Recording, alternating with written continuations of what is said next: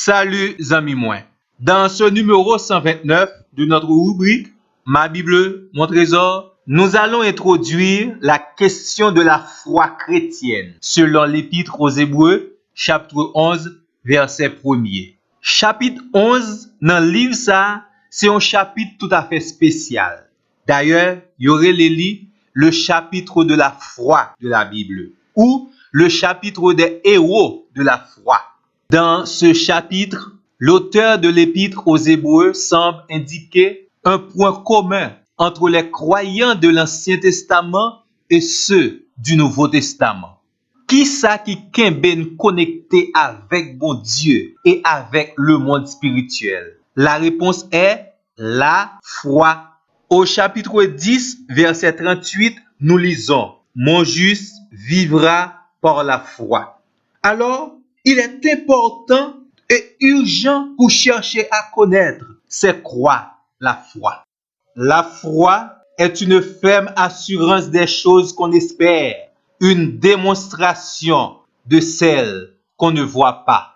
La foi est le premier pas pour aller dans la direction de Dieu. La foi est le sixième sens qui nous permet de toucher Dieu et de posséder les bénédictions divines. La foi, c'est la meilleure attitude que l'homme doit avoir envers Dieu. Dans la Bible, elle est définie comme la croyance et la confiance en Dieu. D'où la foi, c'est être fermement solidaire à la parole de Dieu. La foi biblique, ce n'est pas seulement croire que Dieu existe, mais croire surtout en Dieu. Obéir à la discipline de Dieu. Hébreux, chapitre 11, verset 1er, commençait avec une différence pour nous-mêmes entre croire que quelque chose existe et prouver que ce que l'on croit existe. L'auteur ne dit pas que notre foi est démontrée par des preuves tangibles et palpables, mais plutôt, la foi est la preuve que nous avons concernant les choses qu'on espère. S'il est vrai que la foi n'est pas aveugle, mais non plus, la foi ne peut être basée sur n'importe quoi. Il faut une base solide à la foi chrétienne. Et les bases de la foi sont l'existence de Dieu, la parole de Dieu et les œuvres accomplies par Dieu. La foi est une ferme assurance, une démonstration, une preuve concernant des choses à venir. Si c'est vrai, ou à poser tête question, pour qui ça malgré un pile moun ouais et bénéficier miracle bon Dieu et puis yo vire do bay bon Dieu, même Jean qualité relation peuple Israël avec bon Dieu, bon Dieu. Gagne une grande différence entre les preuves et la foi. Ou ka gen preuve, mais ou pas gen la foi. La foi concerne surtout les choses qui doivent arriver dans le futur. Mais ça pas empêcher que expérience passée avec bon Dieu capable de servir un booster, une motivation pour augmenter la foi et assurance ou nan bagay ou espérer k'ap vini yo. La foi est une façon de posséder en Christ les meilleures choses qu'on espère. La foi, c'est l'assurance que nous avons, que nous possédons la chose que nous espérons.